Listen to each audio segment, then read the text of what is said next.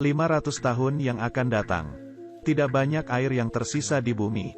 Mereka mencuci piring hanya bisa dengan menggunakan pasir. Lalu ditiup langsung bisa dipakai lagi. Waktu ingin minum, harus lari ke stasiun air. Mirip seperti pom bensin, bayar untuk minum air.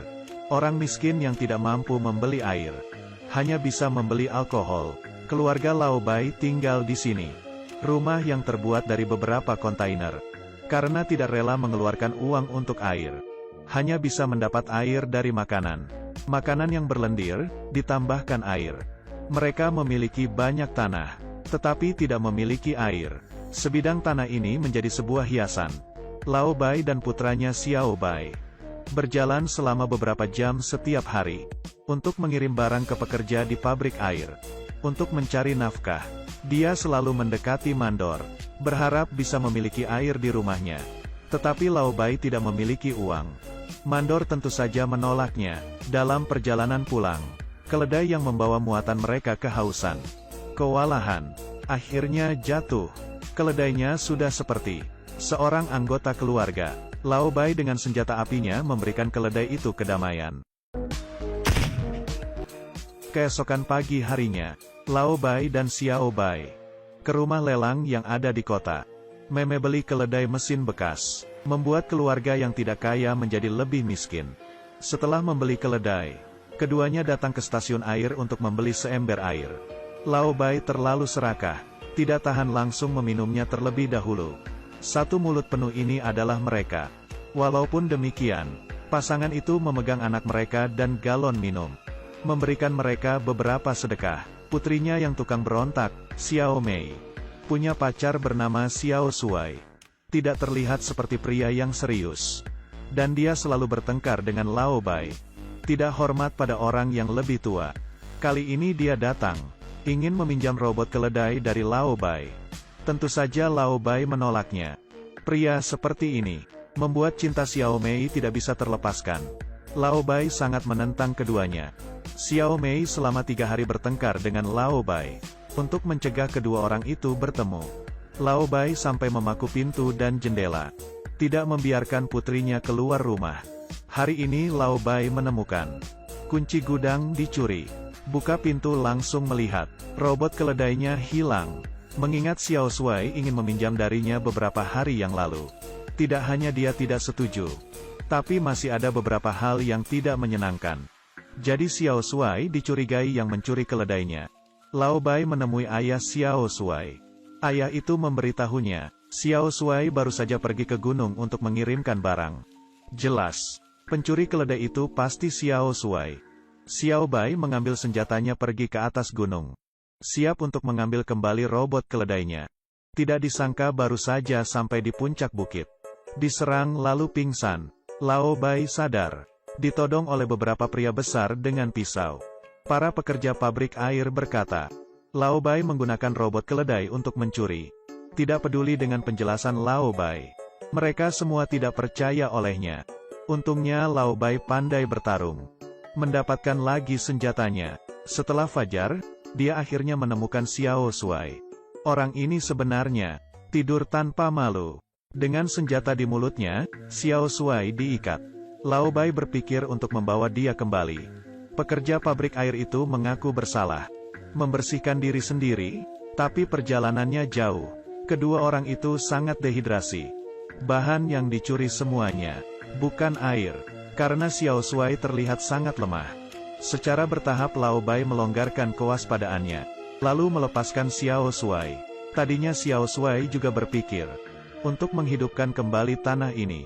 Tetapi dia tidak setuju dengan Lao Bai. Dengan caranya memohon kepada mandor pabrik air, mengambil keuntungan dari Lao Bai yang lelah. Xiao Shuai tiba-tiba menyerang. Dengan sebuah batu dilemparkan ke Lao Bai, dan mencekokinya dengan air terus-terusan. Xiao Mei dan Xiao Bai kehilangan ayah mereka. Pindah ke rumah mereka. Mereka dikelabui oleh Xiao Shuai. Masih belum mengetahui kebenarannya. Kemudian, Xiao Shuai menemui mandor pabrik air itu. Mengeluarkan sebuah pisau dengan namanya yang terukir di atasnya. Mengancam mandor untuk membuka jalur air. Jika tidak, dia akan difitnah bahwa mandor yang membunuh Lao Bai. Keduanya memiliki konflik hanya beberapa hari yang lalu. Maka itu semua orang pasti akan percaya. Mandor panik lalu menyetujuinya. Begitu saja, sebidang tanah itu akhirnya mendapatkan sumber air. Xiao Shuai setiap hari bekerja keras untuk menemukan sebuah oasis. Musim semi pergi dan musim gugur datang. Tunas-tunas hijau mulai muncul dari tanah, menghidupkan kembali ladang gandum. Xiao Mei akan menjadi seorang ibu, mengadakan pernikahan dengan Xiao Shuai. Tepat di hari pernikahan, Xiao Shuai yang minum, yang pernah dilakukannya membuatnya tidak nyaman. Hari ini, masalah yang lebih besar lagi datang. Beberapa petugas bank menunggangi kuda, mencari Xiao Shuai, karena kehidupan Lao Bai sebelumnya memiliki banyak hutang. Sekarang mereka ingin mengambil tanahnya untuk membayar hutang. Motor itu sudah akan terbang. Xiao Shuai tentu saja tidak setuju. Untuk mengumpulkan uang kembali, Xiao Shuai ragu-ragu.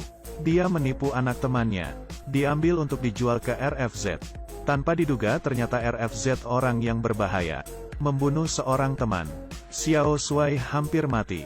Untungnya reaksinya cepat. Tapi robot keledai juga kena dalam baku tembak. Sistemnya gagal karena terkena peluru. Memulai prosedur pengembalian otomatis. Dari awal, bisa pergi sendiri ke bengkel. Bos melihat kotak informasi yang ada pada keledai. Langsung mencari anak Lao Bai, Xiao Bai. Tidak diduga robot keledai ini bisa melihat semua yang terjadi. Xiao Bai melihatnya, dan potongan-potongan gambar yang kabur dari ayahnya. Langsung menunjukkan senyum yang lama telah hilang dari wajahnya. Tapi dalam pemutaran video, dia melihat Xiao Shuai, pembunuhan ayahnya. Ini mengejutkannya. Sendirinya mengikuti pembunuh ayahnya. Menghabiskan hampir 1 tahun hidup bersama di satu atap. Juga melihat Xiao Shuai yang membunuh teman dekatnya. Tetapi Xiao Bai tidak mengatakan yang sebenarnya ke kakaknya. Tapi dari lubuk hatinya, memiliki serangkaian balas dendam. Pertama, dengan nada teman baik si Xiao Shuai. Menulis surat untuk Xiao Shuai. Berbohong kalau dirinya sendiri tidak membunuh. Meminta membawa beberapa makanan untuk bantuan. Xiao Shuai datang ke tempat yang disepakati dengan setengah percaya. Saat melangkah masuk, kakinya patah. Saat ini, melihat batu yang ada di tangan Xiao Bai, dia langsung mengerti. Kebenaran telah terungkap. Dia berpura-pura meminta ampun, memohon Xiao Bai untuk memaafkannya. Tidak peduli seberapa gila dia menjerit. Xiao Bai sudah tidak peduli. Akhirnya Xiao Bai mengambil senjata, menyingkirkan Xiao Shuai. Setelah itu dia tidak mengatakan sepatah kata apapun.